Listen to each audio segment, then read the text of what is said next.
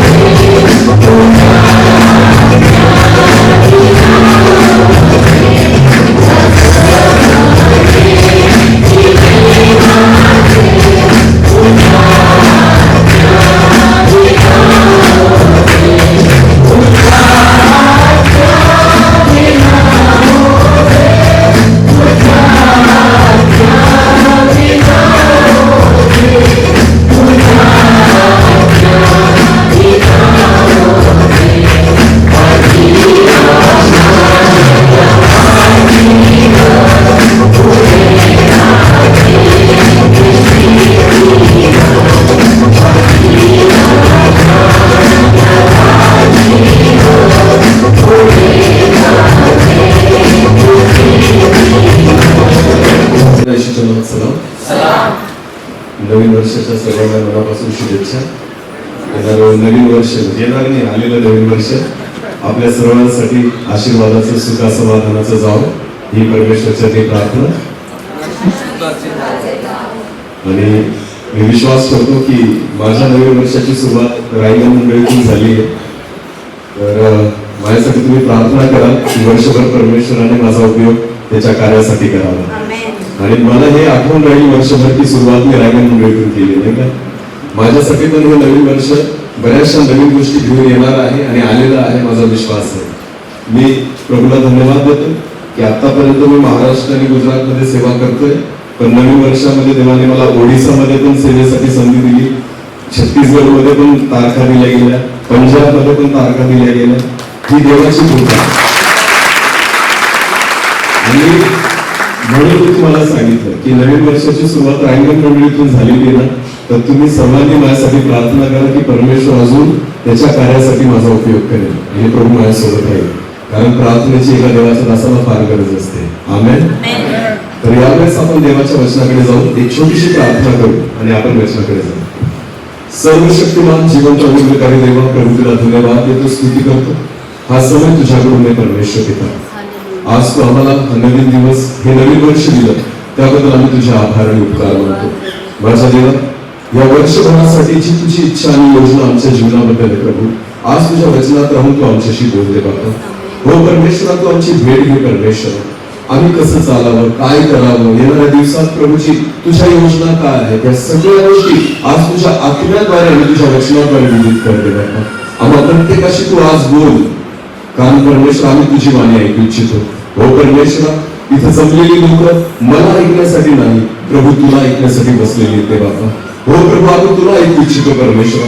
मी स्वतः सुद्धा मला ऐकू इच्छित नाही परमेश्वरा. तू बोल, आम्ही ऐकत आहोत. तुझी वाणी आमच्या कानावर पडू दे. येणारं वचन आम्हा प्रत्येकासाठी आशीर्वादित कर.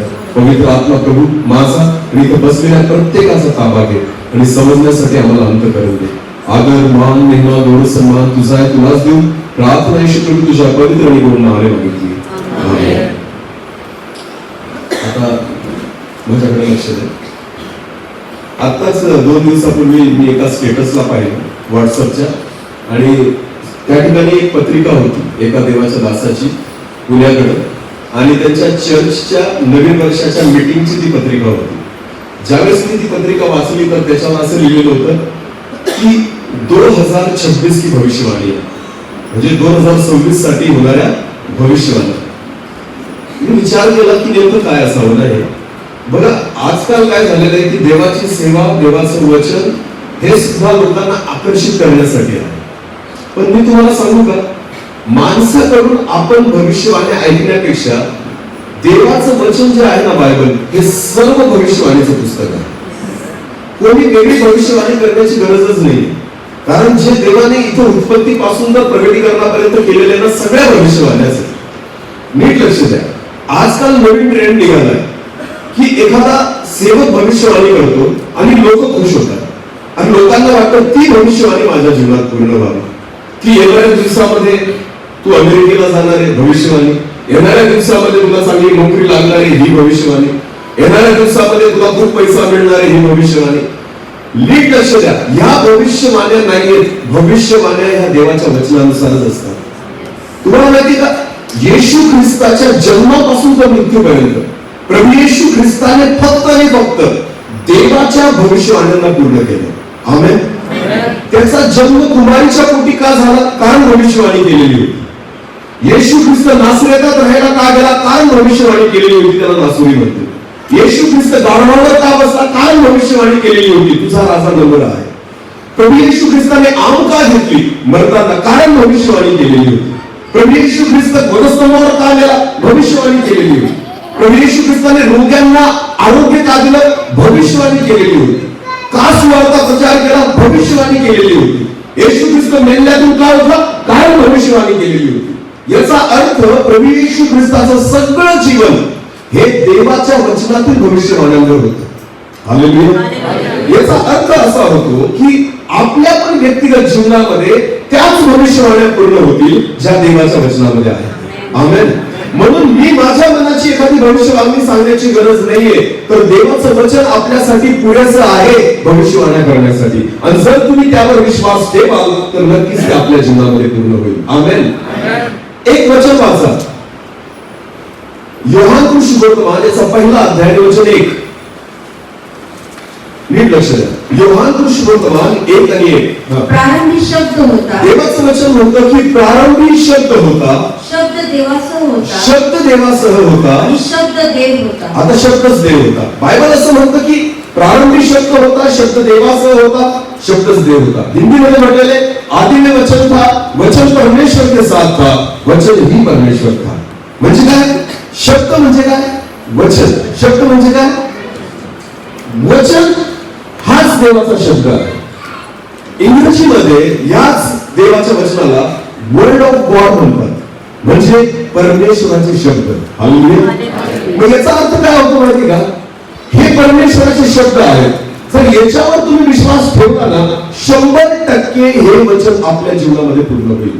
आमेन. कारण अजून एक वचन वाचा, स्तोत्र संहिता अध्याय 33 आणि 9. स्तोत्र संहिता अध्याय 33 आणि वचन 9. आजच्या विषयाकडे अजून आपण गेलेलो नाही, पण पुढे जाऊ, म्हणून लक्ष द्या पहिल्यांदा. कारण तो बोलला. बायबल असं म्हणतं कारण तो बोलला. तो कोण? परमेश्वर. कारण देव बोलला आणि अवघे झाले. हालेलुया. बघा, एखादी भविष्यवाणी मी करेल ना, ती होणं शक्य नसेल कदाचित, पण देव बोलला अवघे झाले. त्याचा एकही शब्द व्यर्थ गेलेला नाही आणि जाणार पण नाही. नीट लक्ष द्या. परमेश्वर प्रारंभापासून जे काही बोललाय त्याच्यातला एकही शब्द व्यर्थ गेला नाही, आजही जाणार नाही आणि उद्याही जाणार नाही. तो पूर्ण होणारच आहे.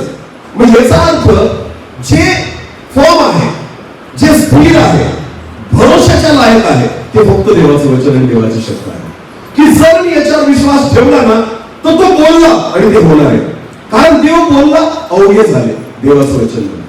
तर आज एका नवीन वर्षामध्ये आपण पदार्पण केलेलं असताना आपण त्याच देवाची भविष्यवाणी बघणार आहोत की परमेश्वराच्या वचनामध्ये एक भविष्यवाणी केलेली आहे येणाऱ्या दिवसासाठी. ही भविष्यवाणी मी नाही करते, एवढं लक्षात घ्या. ही भविष्यवाणी ऑलरेडी देवाने करून ठेवलेली आहे. आज त्या भविष्यवाणीबद्दल आपण परमेश्वराच्या वचनातून बघणार आहोत. चला एक वचन आपण काढू. यशाया याचा 7 अध्याय. यशायाचं पुस्तक याचा 7 अध्याय आणि वचन 2 आपण वाचू. लक्ष द्या. यशाया याचा 7 अध्याय आणि वचन 2. याच्यामध्ये परमेश्वराने त्याच्या संदेशाद्वारे या बायबलमध्ये एक भविष्यवाणी केलेली आहे. आणि मला विश्वास आहे की हा जो काळ चाललेला आहे किंवा हे जे वर्ष आहे किंवा येणारे जे काळ आहे या भविष्यवाणीशी निगडीत आहे. लक्षात घ्या, जी देवाने अनेक वर्षांपूर्वी करून ठेवलेली आहे. आता या वचनाला आपण समजून घेऊ. यशाया 7 आणि वचन 2 वाचा. पहा अंधकार पृथ्वीला झाकत आहे. पहा अंधकार पृथ्वीला झाकत आहे. निबिड काळोख राष्ट्रांना झाकत आहे. आणि निबिड काळोख राष्ट्राला झाकत आहे. पुढे पण तुझ्यावर परमेश्वर उदय पावत आहे. पण तुझ्यावर परमेश्वर उदय पावत आहे. त्याचे तेज तुझ्यावर दिसत आहे. आणि त्याचे तेज तुझ्यावर दिसत आहे. आता माझ्याकडे बघ, हे जे वचन आपण वाचलं, या वचनामध्ये 2 भविष्यवाणी लपलेल्या आहेत आणि त्या भविष्यवाण्यांना आज आपण बघणार आहोत, जे ह्या काळाविषयी किंवा येणाऱ्या काळाविषयी आहे.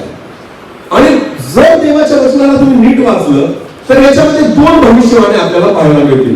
पहिली भविष्यवाणी पहिल्या लाईनीत आहे, पहिल्या आणि दुसऱ्या ओळीमध्ये. वाचा परत एकदा. पहा अंधकार पृथ्वीला झाकत आहे. देवाचं वचन असं म्हणतं की पहा अंधकार पृथ्वीला झाकत आहे. निबिड काळोख राष्ट्रांना झाकत आहे. आणि निबिड काळोख राष्ट्रांना झाकत आहे. आता ही पहिली भविष्यवाणी जी आहे ती जगासाठी आहे. मला कोणासाठी? कारण बायबल असं म्हणतं पहा अंधकार पृथ्वीला झाकत आहे. पृथ्वी याचा अर्थ सगळं जग. आणि निबिड काळोख या जगाला राष्ट्रांना पूर्णपणे झाकत आहे देवाचं वचन. आता नीट लक्ष द्या. अंधार आणि निबिड काळोख याच्यामध्ये खूप फरक आहे. रात्रीच्या वेळेस जसा दिवस मावळतो काय पडतो? अंधार. तुला काय पडतो? तो अंधार आहे. पण त्या अंधारात सुद्धा तुम्हाला अंधुक दिसतं. पण निबिड काळोख कशाला म्हणतात? काहीच दिसत नाही. त्याला काय म्हणतात? निबिड कावत. नीट लक्ष द्या. जर तुम्ही कधी दौलताबादच्या किल्ल्याला गेले असाल ना, मला नाही माहिती कोणी गेले का नाही, औरंगाबाद जवळ दौलताबादचा किल्ला आहे. त्या ठिकाणी ना एक पॉइंट आहे त्या किल्ल्याचा, की त्याच्यामध्ये एक असा भुयारी मार्ग आहे. जर त्याच्यातून तुम्ही एंटर केलं ना, एकदम निबिड कावत असतो त्याच्यामध्ये. तुम्हाला माहिती का, मी पहिल्यांदा अनुभव घेतला. मोशेची पीडा आलेली होती मिसर देशावर, तर काळोखाची एक पीडा आहे. तर तिथं बायबलमध्ये लिहिलेलं आहे की तो अंधार हाताला लागायचा. तो काळोख कशाला लागायचा? मला वाटायचं हे काय असावं ना, की काळोख कसं काय हाताला लागेल. पण तुम्ही ना दौलताबादच्या किल्ल्याला जा, तिथं जी काही एक टनल आहे किंवा एक भुयारी मार्ग आहे, त्याच्यामध्ये तुम्ही गेले ना, इतका निबिड काळोख असतो, काही म्हणता काहीच दिसत नाही. आणि तुम्ही काय थोडा हात असा करा, तुम्हाला अक्षरशः जाणवलं की काहीतरी आहे इथे. म्हणजे हाताला जाणवतो तो काळोख, इतका गडद काळोख असतो तो, की त्याच्यामध्ये काहीच दिसत नाही. नीट लक्ष द्या. ह्या गोष्टी तुम्हाला का सांगतोय ना, याच्या मागचं कारण ही भविष्यवाणी जी देवाने केलेली आहे. आणि ही भविष्यवाणी कोणासाठी केलेली आहे? जगासाठी. कोणासाठी? परत ते वचन वाच. पहा अंधकार पृथ्वीला झाकत आहे. पहा अंधकार पृथ्वीला झाकत आहे. निबिड काळोख राष्ट्रांना झाकत आहे. येणाऱ्या दिवसामध्ये अशा घटना घडतील. येणाऱ्या दिवसाची परिस्थिती अशी असणार आहे की जग आहे ना, ज्याच्यामध्ये आज तुम्हाला प्रीती दिसतीये, प्रीती काय करते? दिसतीये, पण येणाऱ्या दिवसामध्ये ती थोडी सुद्धा दिसणार. आज कदाचित तुम्हाला जगामध्ये प्रामाणिकपणा थोडा दिसतोय, पण येणाऱ्या दिवसामध्ये तुम्हाला तो थोडा सुद्धा दिसणार. आज कदाचित तुम्हाला सत्य थोडंफार दिसतंय, पण येणारा काळ असा असेल ना, जगामध्ये तुम्हाला सत्य थोडं सुद्धा दिसणार. आज तुम्हाला कदाचित दया, शांती, आनंद, प्रेम हे थोडं थोडं दिसतंय. येणारा काळ असा असेल ना की त्याच्यामध्ये तुम्हाला बिलकुल दिसणार. बायबल काय म्हणतात? झाकते. ही प्रक्रिया सुरू झालेली. मला काय झाली? अजून पूर्ण नाही झाली, पण होणार आहे. लक्षात घ्या. ही भविष्यवाणी देवाने त्याच्या वचनामध्ये ऑलरेडी यशाया संदेश त्याच्याद्वारे करून ठेवलेली. हे जगातली परिस्थिती होणार आहे प्रियांनो. आता बायबल असं म्हणतं, ज्याला कान आहे तो ऐको. काही लोकांना वाटेल हे कसं काय शक्य? मी नाही म्हणत आहे, माझा विश्वास नका ठेवू, वचनावर विश्वास ठेवा. म्हणून मी तुम्हाला सांगितलं, देव बोलला आणि अवघे झाले. कारण त्याचं बोललेलं कधीच व्यर्थ जात नाही. जर परमेश्वराने बायबल मध्ये लिहून ठेवलेलं आहे ना, तर विश्वास ठेवा, 2026 नंतरचा जो काळ आहे ना प्रियांनो, अंधार पृथ्वीला झाकत आहे आणि निबिड काळोख त्या ठिकाणी सर्व राष्ट्रांना झाकत आहे. अशी परिस्थिती तुम्ही डोळ्यांनी बघा. आज थोड्याफार प्रमाणामध्ये तुम्हाला नीतिमत्ता दिसेल, थोड्याफार प्रमाणात. मला सांगा, नीतिमत्ता राहिलीच कुठे? आज शोधावी लागते, शोधावी लागते. आज कायदा कुठे राहिला? न्याय कुठे राहिला? नीतिमत्व कुठे राहिले? प्रामाणिकपणा कुठे राहिला? थोडा थोडा कुठेतरी कोणामध्ये तरी सापडतो. येणारा दिवस असते असे असतील ना, थोडाही दिसणार. शोधा तुम्ही, चाचपडा, पण कळणार नाही, अजिबात दिसणार नाही. ही येणाऱ्या काळाची परिस्थिती असेल. अजून सुद्धा अंधुक अंधुक दिसते. तुला काय दिसते? कारण अंधार वाढते. अंधार काय करते? हळूहळू वाढते. अजून निबिड काळोख नाही आलेला, पण येणाऱ्या दिवसात येईल. ही पृथ्वीची अवस्था होणार आहे. लक्षात. ही पहिली भविष्यवाणी जगासाठी देवाने केलेली आहे की जगातली ही परिस्थिती होणार आहे. मग विचार करण्यासारखी गोष्ट आहे की आपण या दिवसामध्ये किती निश्चिंत आहोत. परिस्थिती खराब होणार आहे, भविष्य अतिशय वाईट आहे. मी विचार करतो की बायबलमध्ये 10 कुमारांचा दृष्टांत आहे. आता बायबल असं म्हणतं, 10 कुमार्या वनाला सामोरं जायला निघाल्या, पण देवाच्या वचनात लिहिलेलं आहे त्यांनी सोबत काय घेतले? काय घेतले? दिवे घेतले. कारण त्यांना माहित होतं वराची गाठ किंवा वराची भेट केव्हा होणार आहे? दिवसा का रात्री? केव्हा? दिवसा का रात्री? दिव्याची आवश्यकताच काय? मला सांग. जर वर भेटणार आहे ना, तर तो अंधारातच भेटणार आहे, तो रात्रीच्या समयालाच भेटणार आहे. म्हणून तर 10 कुमारांच्या हातामध्ये काय पाहायला मिळतात? दिवे. लक्षात घ्या. याचा अर्थ असा होतो की प्रभू येशू ख्रिस्त जेव्हा मंडळीला घ्यायला येईल ना, तो समय अंधाराचाच असणार आहे, निबिड काळोखाचा असणार आहे. ज्यावेळेस जगामध्ये काही शिल्लक राहणार नाही, कोणतीच नीतिमत्व शिल्लक राहणार नाही, तो अंधाराचा पिरियड आहे. म्हणून तर कुमाराच्या हातामध्ये काय आहे? दिवे. लक्षात घ्या. मग प्रभू येशू ख्रिस्त जसा जसा जवळ येईल ना, तसा तसा अंधार पृथ्वीमध्ये काय होईल? वाढेल. मला काय होईल? कारण वराला सामोरं जायचं. तो दिवसाने येणार, तो पहाटेने येणार, तो मध्यरात्री येणार आहे. हालेलुया. रात्र जेवढी वाढती तेवढा अंधार काय होतो, वाढत जातो. बोला काय होतो. लक्षात घ्या, पृथ्वीवर त्या गोष्टीला सुरुवात झालेली आहे प्रियांनो. या ठिकाणी आज मी जे बोलतोय ना, ते असं काही वेगळं नाहीये की मी भविष्यवाणी करतो. बिलकुल नाही. मी देवाचं वचन तुमच्यामुळे मानतोय. हालेलुया.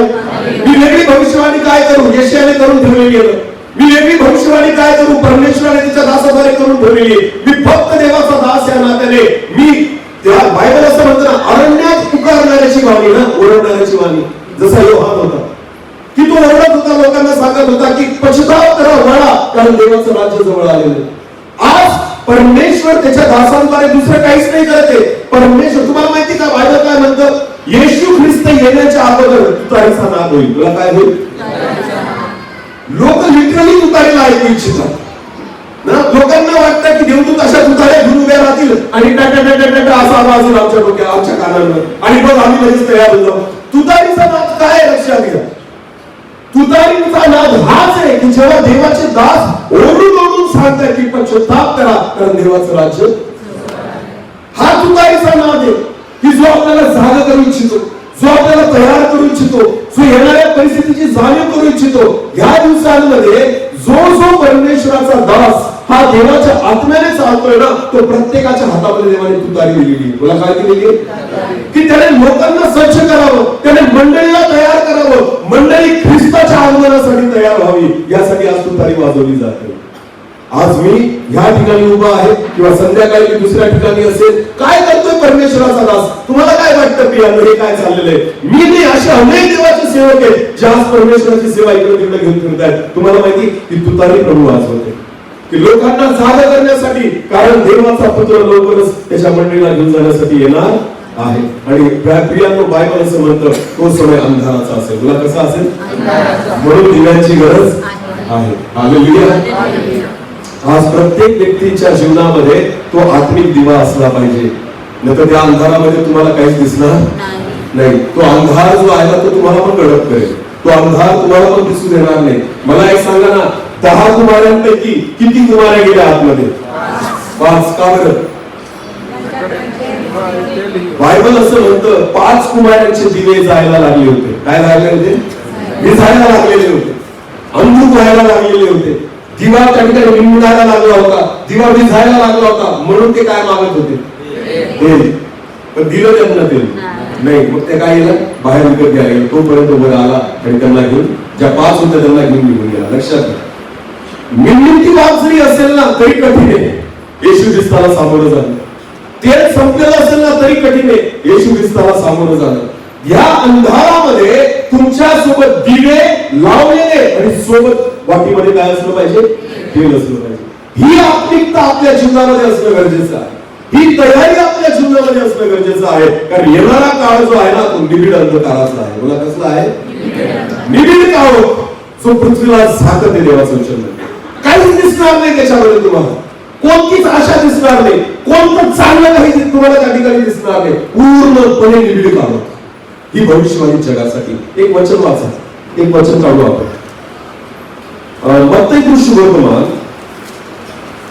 याचा 24वा अध्याय. मत्ती सुवर्तमान याचा 24वा अध्याय, वचन 6 पासून पुढे वाचा. तुम्ही लढ्यांविषयी ऐकाल व लढ्यांच्या आवया ऐकाल. ऐकतोय अनेक दिवसापासून रशिया आणि युक्रेन बद्दल ऐकतोय आम्ही. लढायांचे आवाज ऐकतोय. इस्रायल आणि हमासच्या युद्धाची आवई आपण ऐकली. अजून येणाऱ्या दिवसात काय ठेवलंय आपल्याला माहिती नाही. भारत पाकिस्तानचं पण होता राहिलं ना, होता, झालंच होतं, पण तरी ते आवडलं गेलं. लक्षात घ्या, कोणीतरी मध्यस्थी केली म्हणून सुरू झालंय. बघा, वचन पूर्ण होते. हालेलुया. देवाच्या वचनाला सुरुवात झालेली आहे. निबिड काळोख हा आता जगाला ग्रासणार आहे. तो पूर्णपणे त्या ठिकाणी जगाला झाकेल. पुढे वाचा. घाबरून जाऊ नये म्हणून सांभाळा, कारण असे होणे अवश्य आहे. अवश्य. देव म्हणतो हे व्हावंच लागेल. बघा, परमेश्वर ना काळोखाला नाही थांबवणार. परमेश्वराची इच्छा आहे तुम्ही दिवे ठेवा. आमेन. हालेलुया. मला पाऊस नाही आवडत, मग पाऊस पडणं बंद करेल का देव? तुम्ही छत्री ठेवा. तुम्हाला भिजायचं नसेल तर काय घ्या करा. हा आपला प्रॉब्लेम आहे. लक्षात घ्या, अंधार पृथ्वीला झाकेल हे वचन आहे, याला आपण नाही रोखू शकत. प्रभू म्हणतो तुला अंधारात कसं हरवायचं ना, तर तू काय ठेव सोबत, दिवा ठेव. ही तुझी गरज आहे. आमेन. आपण परमेश्वराला बऱ्याचदा चुकीच्या प्रार्थना करतो की देवा हे नको होऊ देऊ, देवा ते नको होऊ देऊ, सताव नको होऊ देऊ, विरोध नको होऊ देऊ. नाही, हे वचनात लिहिलेलं आहे, ते पूर्ण होईल. प्रभू म्हणतो तू दिवा ठेव तुझ्याकडे, की जेणेकरून तू वाचशील स्वतःला, तू परीक्षेत पडणार नाही. बायबल काय म्हणतो मला सांगा. प्रभू येशू ख्रिस्ताने शिष्यांना काय सांगितलं, ज्यावेळेस गेतशेमाने बागेमध्ये तो होता आणि त्यांना तो काय म्हणतो, स्वतः प्रार्थना करतोय. त्याला रजस्तंभावर जायचंय, प्रभू येशूला तो स्वतः प्रार्थनेमध्ये होता आणि त्यांनी जेव्हा येऊन पाहिलंय झोपलेले, येशू काय म्हणतो त्यांना, जागेला उठा आणि काय करा. कशासाठी, काय म्हणते, कोण परीक्षेत पडू नये, तुम्ही परीक्षेत पडू नये म्हणून काय करा, प्रार्थना करा. नीट लक्ष द्या, ही तुझी गरज आहे ना, की अंधारात जर तुला वाटतं ना तुझ्याकडे दिवा असावा, प्रार्थना कर. जर तुला वाटतं मी परीक्षेत पडू नये, प्रार्थना कर. सताव बंद नाही होणार, विरोध बंद नाही होणार. तुम्ही प्रार्थना करा जर तुम्ही परीक्षेत पडणार. सोपी गोष्ट आहे. मला पाऊस आवडत नाही म्हणून ढग कसं काय बंद करेल परमेश्वर, बाकीच्यांना गरज आहे ना त्याची. लक्षात घ्या, समजते का. हालेलुया. बाबेलच्या राज्यामध्ये शद्रक मेशक अबेदनगोला जेव्हा आगीच्या भट्टीमध्ये टाकलं ना, शद्रक मेशक अबेदनगोने ही प्रार्थना नाही केली की आगीची भट्टी थांबव प्रभू, हिची आग कमी कर. अजिबात नाही, ते रडले पण नाही, त्यांनी काहीच केलं नाही. त्यांनी डायरेक्ट राजाला सांगितलं तुला जे करायचं ते कर, पण आम्ही नमन करणार नाही. देवाने काय केलं, देवाने अजून आगीची भट्टी पेटवून दिली त्यांना. हालेलुया. कारण राजा संतापला ना. राजा काय म्हणतो, आता भट्टी काय करा, आणखी तापवा. म्हणजे विचार करा, परिस्थिती बदलली का, अजून काय झाली, खराब झाली. लक्षात घ्या, खराब का झाली, कारण देवाची इच्छा होती की शद्रक मेशक अबेदनगोने आगीच्या भट्टीत जावं, पण त्याच्या केसालाही धक्का लागणार नाही. हालेलुया. ही परमेश्वराची योजना होती ना, की देवाला त्याचं गौरव प्रकट करायचं होतं. मग देवाने ना आगीची भट्टी कमी नाही केली, आणखी वाढू दिली. या दिवसामध्ये सताव अजून वाढेल, पण त्याही मध्ये परमेश्वर तुम्हाला सुरक्षित ठेवेल जर तुम्ही प्रार्थनेवर असाल. हालेलुया. नीट लक्ष द्या ना. देख, कोणत्या बापाला असं वाटतं की माझ्या मुलांनी मार खावा, खरं सांगा तुम्हाला वाटतं का आपल्याला. नाही. मी तुम्हाला नेहमी सांगतो, मी देवाला म्हणतो देवा तू मार मला फटके, दुसऱ्याला नको मारू. कळतंय का. आई बाप आपल्या लेकरांवर खूप प्रेम करतात, पण लेकरं चुकले तर आपण थोडा फटका देतो ना त्यांना. पण तुम्हाला माहिती का, आई बाप म्हणून मी जेव्हा माझ्या मुलाला मारतो ना, तर आपल्या हाताला कोण आवडतो, आपण स्वतः लावतो. फरक ते लागायला पाहिजे. आवाज येईल तर चालेल, पण त्याला इजा व्हायला का बरं तुम्ही असा विचार करता. कारण तुम्ही कोण आहात, आई बाप. बोला कोण आहात. हेच दुसऱ्या व्यक्तीला मारायला लावा बरं, तो विचार करेल का. आई बाबा विचार करेल नाही का, कारण त्याची लेकरं नाही येत ना. तुम्हाला माहिती का, मी देवाला नेहमी सांगतो हे प्रभू तुला काय मारायचं ना फटके मार, कारण तुझ्या फटक्यामध्ये पण दया आहे. हालेलुया. समजतंय का, तुझ्या मारामध्ये सुद्धा दया आहे प्रभू. तुला मारायचं ना जशा पद्धतीने मी चुकलो ना, तू फटके मार, पण मला विश्वास आहे तू फटका बी मारशील ना तरी सुद्धा सांभाळूनच मारशील.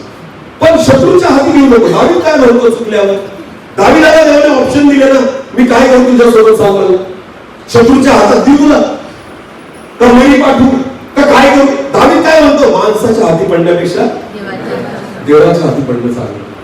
मग त्याने हा ऑप्शन निवडला, कारण त्याला माहिती होतं त्याच्या क्रोधामध्ये सुद्धा दया आहे, त्याच्या रागामध्ये सुद्धा प्रेम आहे. आमेन.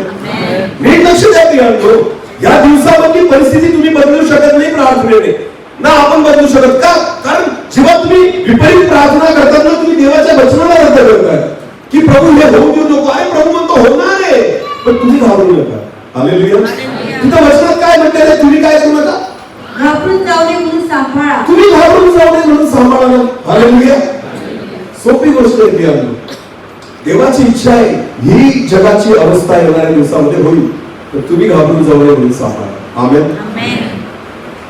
परमेश्वर माझा मला काही उघड पडणार, तो मला तो माझा जीव मृत्यू छायेच्या तरी कसल्याही अरिष्ठाला कारण तुझी काठी. हालेलुया. तो मेंढपा आहे ना तुमचा आणि माझा. मृत्यू छायेच्या दरीतून तुम्ही गेले ना, मी गेलो ना, तरी आपण गेला, कारण तो आहे ना आमच्या सोबत. लक्षात घ्या, ही भविष्यवाणी जगासाठी आहे की निबिड अंधकार जो आहे तो जगाला ग्रासेल, की त्यांच्यामध्ये काहीच दिसणार नाही. पण तुम्हाला माहिती का, परमेश्वर म्हणतो तुम्ही घाबरू नका. पुढे वाचा, ते वचन कंटिन्यू करा. घाबरून जाऊ नये म्हणून सांभाळा, कारण असे होणे अवश्य आहे, परंतु तेवढ्याच शेवट होत नाही. अरे बापरे, एवढ्याच शेवट होणार नाही. नुसतं युद्धावर शेवट नाही होणार आहे जगाचा. नुसता थोडासा त्रास झाला त्याच्याने शेवट नाही होणार आहे. त्याच्या पुढे पण काहीतरी दिलेलं आहे. वाचा. कारण राष्ट्रावर राष्ट्र व राज्यावर राज्य उठेल आणि जागोजागी दुष्काळ, मर्या व भूमिकंप होतील. पण या सर्व गोष्टी वेदनांचा प्रारंभ आहे. लक्षात घ्या, म्हणजे भयानक परिस्थिती येणाऱ्या दिवसामध्ये हे सगळं प्रारंभ आहे. आजच सकाळी, काल रात्री, मला वाटतं रात्रीच वाचलं, काश्मीरकडे कुठेतरी भूकंप झाला. काल रात्रीचीच घटना, अनंतनाग तिथं भूकंप झाला.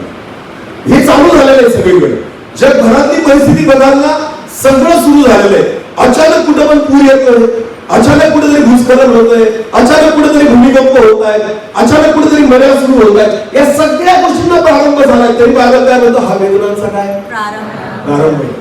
कारण अजून तर अंधार वाढतोय, निबिड काळ झालेला नाहीये. लक्षात घ्या, निबिड काळ कशाला म्हणतात माहिती का, की कोरोनामध्ये जगायची आशा तरी होती, पण येणाऱ्या दिवसात अशा मर्या येतील की जगण्याची आशाच राहणार नाही. तो आहे निबिड काळ. बोला, तो काय आहे? कोरोनामधून वाचले ना लोक काही वेळी, ज्यांना कोरोना झाला त्यांना. पण मी तुम्हाला सांगतो, भविष्यातली परिस्थिती अशी होईल ना, निबिड काळ ज्याच्यात आशा सोडणार. जर त्या मरीचा कोणी भाग झाला ना, तो वाचू शकणार नाही. येणाऱ्या दिवसात ठेवलेल्या त्या गोष्टी. मी भविष्यवक्ता नाहीये बरं, तुम्ही वचनाचं एक्सप्लेनेशन देवाच्या आत्म्याने करतो. हालेलुया. वचन भविष्यवाणी आहे आणि ते वचन जे देवाने मला दिलं ते तुमच्यापर्यंत आणतोय. हालेलुया. ज्याला कान आहे तो ऐकतो. बळजबरी कोणावरच नाहीये. नोहा एवढा होता का तारू बनवणारा? वेळा होता का? पण लोकांनी वेळात काढलं असेल ना त्याला. का बरं? भर उन्हाळ्यामध्ये काय बनवते? पाण्याचा थेंब नाही आकाशातून पडत, तो काय बनवते? आज जेव्हा मी या गोष्टी सांगते ना, लोक म्हणजे काय पण सांगतो, अजून काही तसं दिसत नाही, दिसायची वाट बघतात. तारू बनवत येणार, तारू बघूनच तुम्ही स्वतःला सावध करा. याचा अर्थ येणाऱ्या दिवसात पूर येणार, जलप्रलय येणार. हुशारपणाला म्हणतात माहिती का, की हा काय बनवून राहिला? तारू बनवतोय, कशासाठी बनवत असेल बरं? राहायला तर बनवणार नाही. तारू कशासाठी असतं? पाण्यात ना. काहीतरी डोक्याला ताण द्या ना, की नोहा तारू कशासाठी बनवतो. याचा अर्थ पुढे काहीतरी होणार असेल, याला काहीतरी कळलं असेल, जलप्रलय येणार असेल. एवढा जरी विचार केला असताना तर कदाचित अनेक लोकांचा उद्धार झाला असता आणि वाचले असते. पण प्रॉब्लेम काय माहिती का, पाण्याचा थेंब दिसत नाही आणि तो काय बनवतोय? तारू बनवतोय. लक्षात घ्या, देव तसंच बोलतो. देवाचं बोलणं तसंच असतं. आज काहीच नाही दिसणार, पण निबिड अंधकार पृथ्वीला काय करते? साठवते देवाचं. येणाऱ्या दिवसामध्ये ह्या गोष्टी पूर्ण होतील. लक्षात घ्या, तुम्ही विश्वास ठेवा किंवा न ठेवा, कारण तो बोलला आणि अवघे झाले. देव बोलला आणि अवघे झाले. हे पूर्ण होणार आहे. आणि म्हणून वचन म्हणतं, हा तर वेदनांचा प्रारंभ आहे. पुढे वाचा. तेव्हा तुमचे हाल करण्याकरता ते तुम्हाला धरून देतील व तुम्हाला जीवे मारतील आणि माझ्या नावामुळे सर्व राष्ट्रे तुमचा द्वेष करतील. त्यावेळी पुष्कळ जण अडखळतील, एकमेकांना धरून देतील व एकमेकांचा द्वेष करतील. पुष्कळ खोटे संदेश उठतील व अनेकांना फसवतील आणि ती वाढल्यामुळे पुष्कळांची प्रीती थंडावेल म्हटलेलं आहे. काय म्हटलेलं आहे? थोडीफार प्रेम दिसते आज जगामध्ये. ते काय म्हणते? थंडावेल. याचा अर्थ निबिड काळ अजिबात दिसणार, लोकांना दया राहणार नाही, प्रेम करणार नाही. आई बाप मुलांवर, मुले आई बापांवर, भाऊ भावावर, कोणीच कोणावर प्रेम करणार नाही. प्रीती थंडावेल देवाचं शब्द येणाऱ्या दिवसात. भविष्यवाणी कोणासाठी? जगासाठी. बोला, कोणासाठी? आपण कशात राहतो? जगात. याचा अर्थ डोळ्यांना दिसते, तुम्ही त्याच्यामध्ये वावराल, त्या अंधकारामध्ये आपण पण असणार. लक्षात घ्या. पण हातात काय असला पाहिजे? दिवा. म्हणजे तो अंधकार मला ग्रासणार नाही. हे नंतर बघू आपण. ही पहिली भविष्यवाणी समजून घ्या जी जगाबद्दल. बायबल असं म्हणतं, ह्या गोष्टी होतील. निबिड काळ, काहीच दिसणार नाही, कोणतीच आशा नाही. आता अजून एक वचन वाचा, लूक वर्तमान 21 आणि 16. लूक वर्तमान 21 आणि 16. आई बाप, भाऊबंद, नातलग व मित्र हे देखील तुम्हाला धरून देतील. आतापर्यंत इतर संघटनेचाच धोका होता. आतापर्यंत संघटनावाल्यांचाच धोका होता. आता बायबल असं म्हणतं, निबिड काळात जेव्हा येईल तेव्हा कोणाचा धोका आहे? आई बाप, भाऊबंद, नातलग. मग कुठं पळा? अरे मग कोणापासून पळा? हे आमचे जे लोक आलेत ना, हे पुण्यावरून आलेत. लक्ष द्या, मी कोणी ओळख करून देतो. हे दिलीप दादा आहेत, मयूर निर्मळदाची, हे जे लोक आहेत ना, हे सगळे आमची सेवा 14-15 वर्षापासून तिकडे आहे, पुणे भागात, शिरूर तालुक्यामध्ये. त्यांचे आई वडील त्यांना विरोध करतात. खूप भयानक त्रास आहे अनेक लोकांना. हे सुरू झालेलं आहे, तुम्हाला सांगतोय. बायबल काय म्हणतं? परत वाचते वचन. आई बाप, भाऊबंद, नातलग व मित्र हे देखील तुम्हाला धरून देतील. अरे ही परिस्थिती निबिड काळ जगाला ग्रासते. देवाचं वचन होतं, सांगत ही भविष्यवाणी पूर्ण होते की आई बाप, नातलग, भाऊबंद तुम्हाला धरून देतील. दया माया राहत नाही. येशूवर विश्वास ठेवतो ना, मग सख्खा भाऊ सुद्धा द्वेष करायला लागतो. येशूवर विश्वास ठेवतो ना, आई बाप सुद्धा द्वेष करायला लागतात. येशूवर विश्वास ठेवतो ना, लेकर आई बापाचा द्वेष करायला लागतात. हे आम्ही आमच्या डोळ्यांनी पाहतोय अनेक वर्षांपासून. सुरू झालेलं काळोख जगाला त्रास होतो. लक्षात, अंधार झाकायला लागलेला आणि तुम्ही अगदी त्याच युगामध्ये आहात. फक्त प्रॉब्लेम एवढा आहे की तुम्ही नवापूर तालुक्यात आहात. बस एवढीच अडचण. काय तुम्ही कशात आहात? म्हणून थोडस या दिवसांमध्ये आपल्याला रिलॅक्स वाटतं, कारण मेजॉरिटी आहे ना. काय? पण तुम्ही पण जास्त खुश होऊ नका. लक्षात घ्या, प्रार्थनेत राहाल तर वाचा, प्रार्थनेत राहाल तर परीक्षेत पडणार नाही, एवढं निश्चित मी तुम्हाला सांगतो. पण ओव्हर कॉन्फिडन्स मध्ये जगू नका, निश्चित राहू नका. कारण मणिपूर वाल्यांना पण वाटायचं की आम्ही मेजॉरिटी मध्ये आहोत. लक्षात घ्या, तिथले हाल आपण डोळ्यांनी पाहिले. एक देवाचा दास म्हणून मी तुम्हाला या गोष्टी सांगतोय प्रियांनो. लक्ष द्या, आपल्याला जी मोकळीकता देवाने दिलेली ना, त्या मोकळीकतेचा उपयोग देवामध्ये वाढण्यासाठी करा, प्रार्थनेसाठी करा, संगतीसाठी करा, आर्थिक उन्नतीसाठी करा, दिवे उजळण्यासाठी करा, तेल भरण्यासाठी करा. हालेलुया. कारण बायबल म्हणतं वेळेचा काय करा? सदुपयोग करा. आपल्याला जर देवाने मोकळीकता दिली ना, जेवढं मी म्हणतोय का, योसेफाला परमेश्वराने एक स्वप्न दाखवलं. सॉरी, फारोला. कोणाला? फारोला. माहिती ना तुम्हाला? आणि त्याचा त्या अर्थ कोणी सांगितला? मोशेने. आपलं सॉरी, योसेफाने. कोणी? स्वप्न काय होतं? धष्टपुष्ट गायी ना, पहिले दिसल्या ना, नंतर कशा दिसल्या? दुबळ्या. पण कोणी कोणाला खाऊन टाकलं? दुबळ्या गायींनी त्या धष्टपुष्ट गायीला काय केलं?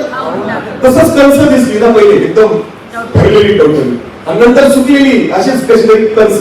त्यांनी त्या कंसांना काय केलं? चांगल्या कंसांना. मग योसेफाला जेव्हा विचारलं गेलं तर त्यांनी त्या स्वप्नाचा अर्थ काय सांगितला? की 7 वर्षाचा काळ असा येणार आहे धष्टपुष्ट गायीसारखा. याचा अर्थ काय? सुकाळ, ज्याला आपण म्हणतो. काय म्हणतो? सुकाळ. सुकाळ याचा अर्थ काय? सर्व भरपुरीने. बोला, सर्व भरपुरीने. त्या 7 वर्षामध्ये ना खूप भरपुरी राहील, पण त्याच्यानंतर येणारे जे 7 वर्ष ते कसले असतील? दुष्काळाचे. बोला, कसले असतील? बायबल असं म्हणतं, तो दुष्काळ इतका भयानक असेल, सुकाळाचा विसर पडेल. काय म्हटलेलं आहे? सुकाळाचा विसर पडेल. नीट लक्ष द्या, त्या जी भविष्यवाणी ती सुद्धा काय? असा दुष्काळ पडेल. योसेफ म्हणतो की सुकाळ जो होता ना, तो होता का नव्हता याचा विसर पडेल. इतका भयानक दुष्काळ असेल. पण बायबल पण म्हणतं शेवटच्या काळात, शेवटच्या दिवसात कसला दुष्काळ पडेल? वचनाचा. बरं, कसला दुष्काळ पडेल? हा, लक्षात घ्या. विसर पडेल तुम्हाला की आपण कन्व्हेन्शन करायचो. विसर पडेल आपल्याला की आपण ओपन मीटिंग्स करायचो. विसर पडेल आपल्याला की आपल्याला खूप वचन ऐकायला भेटायचे. तुम्हाला माहिती का, येणाऱ्या दिवसात वचनाचा दुष्काळ पडेल असं म्हटलेलं आहे. मग आता सुकाळाचा काळ चाललेला आहे ना. कोणता काळ चाललाय? मग योसेफाने काय आयडिया दिली त्याला? 7 वर्षामध्ये जेवढं साठवता आलं तेवढं काय कर? साठव. कशासाठी? हे कधी कामात पडेल? कधी कामात पडेल? मी तुम्हाला तेच सांगू इच्छितो प्रियांनो. जर आज प्रभू आपल्याला सुकाळामध्ये देवाची वचन देतोय ना, तर काय करा? ते जेवढं साठवता येईल साठवून घ्या. येणाऱ्या दिवसामध्ये हीच वचन तुम्हाला कामात पडतील. नंतर मला तरी भेटणार नाही लक्षात घ्या. हे मी नाही सांगत, हे बायबल बोलतं निबिड काळोख राष्ट्रांना झाकत. ही परिस्थिती सुरू झालेली आहे प्रिया, लक्षात घ्या. मला मागील दिवसामध्ये आपल्याला वाटतं भारतातच विरोध आहे ना, किंवा विशिष्ट राष्ट्रांमध्येच विरोध आहे. मला माझ्याशी एक व्यक्ती जोडला आहे, तो वचन ऐकतो माझं नेहमी. तो राहतो पॅरिसला. कुठं? फ्रान्स मध्ये, पॅरिस देशामध्ये. जस्सी नाव आहे त्यांचं. ते पंजाबचे 20 वर्षापासून पॅरिसला राहतात. त्यांनी वचन कधी ऐकलं असेल, नंबर घेतला, मला फोन केला, आता ते कॉन्टॅक्ट मध्ये माझ्या. ते म्हणतात की मी फ्रान्स मध्ये, पॅरिस मध्ये सुद्धा मार खाल्ला. काय? कुठं? आपल्याला वाटतं हे पाश्चात्य देश आहे, तिथं काय असं चालतं, पण तुम्हाला माहिती का, पॅरिस मध्ये ते म्हणतात की मी येशूसाठी मार खाल्ला. तिथल्या लोकांनी नाही मारलं, त्याचे पंजाबचे लोक जे तिथं राहत होते त्यांनी सोडलं. कळते का? सताव कुठेही होऊ शकतो. असं नाही आपल्याला वाटतं की भारतातच होतो. आपण कुठं पडाल लक्षात घ्या, पडू शकत नाही. सगळी ठिकाणी अंधार ग्रासणार आहे. हे वचन जे आहे ना, ते फक्त स्पेसिफिक भारतासाठी नाहीये, हे वचन अवघ्या जगासाठी आहे. हालेलुया.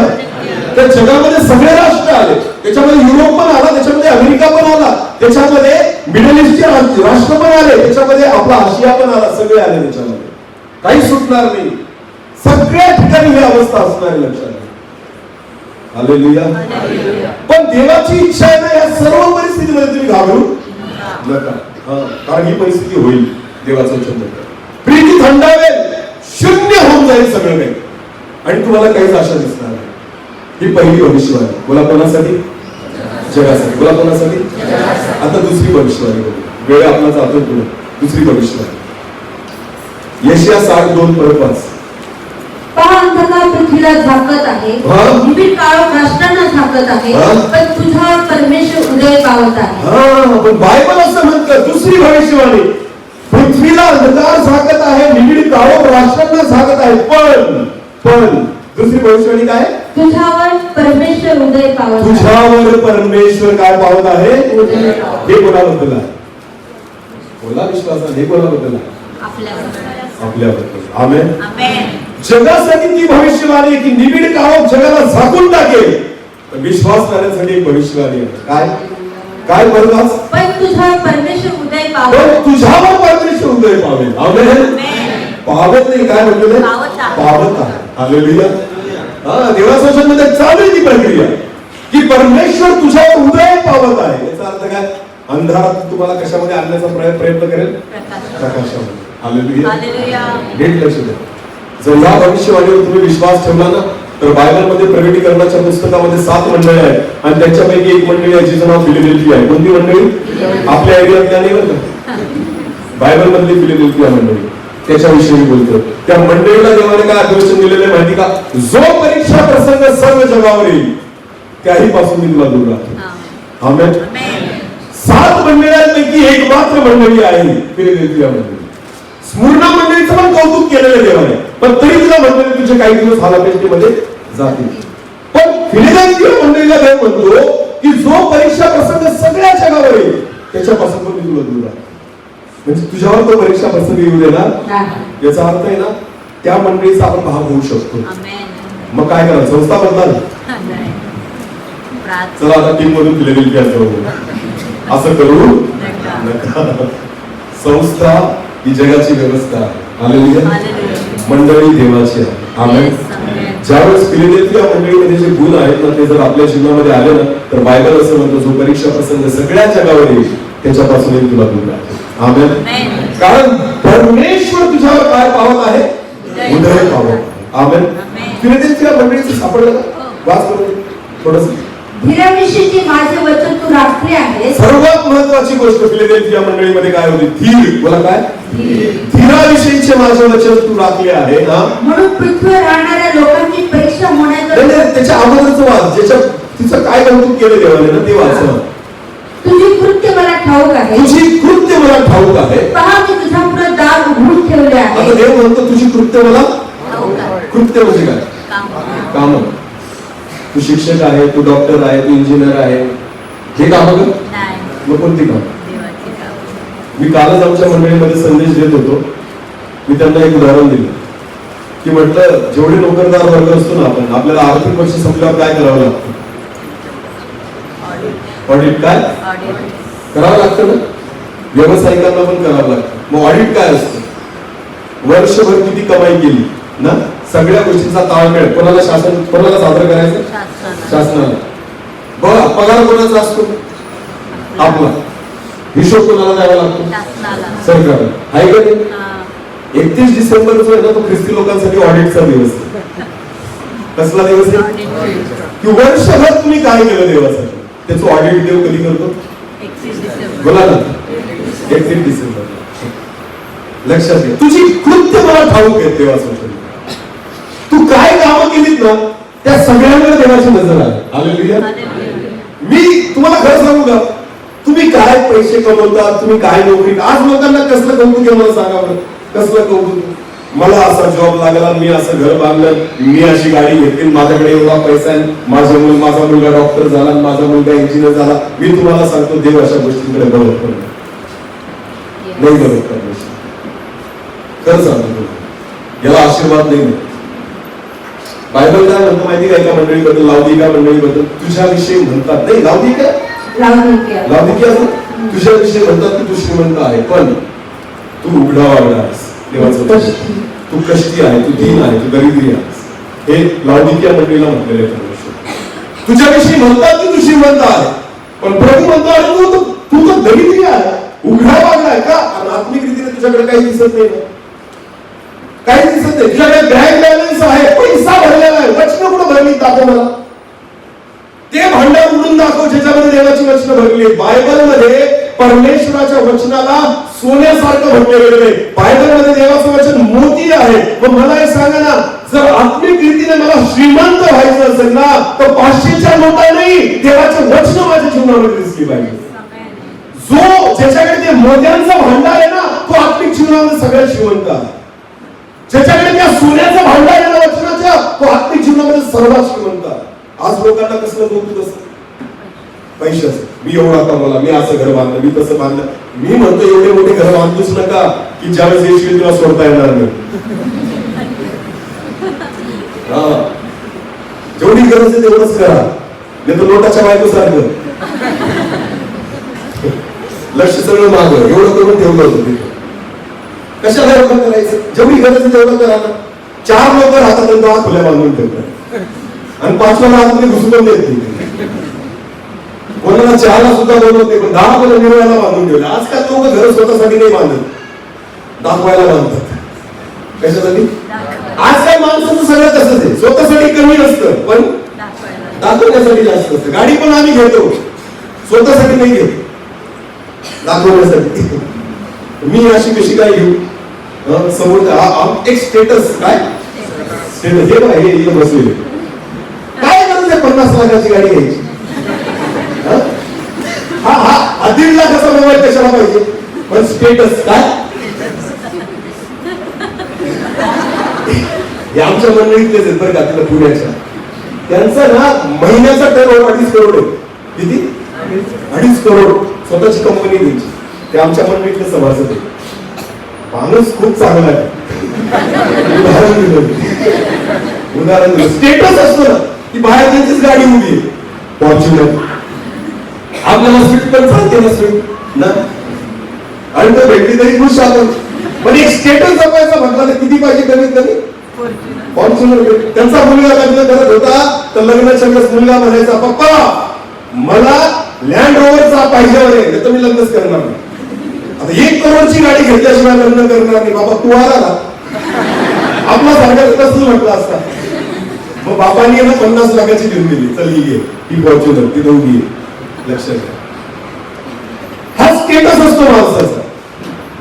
कपडे ना 2000ची पण चांगलेच वाटतात, पण स्टेटस साठी 10,000चे घ्यायला. लक्षात घ्या, परमेश्वर आपल्या स्टेटसला ह्या पद्धतीने नाही बघत. देवासाठी श्रीमंती. आता तुम्हाला माहिती का, हा माणूस आम्ही सोबत का घेऊन फिरतो?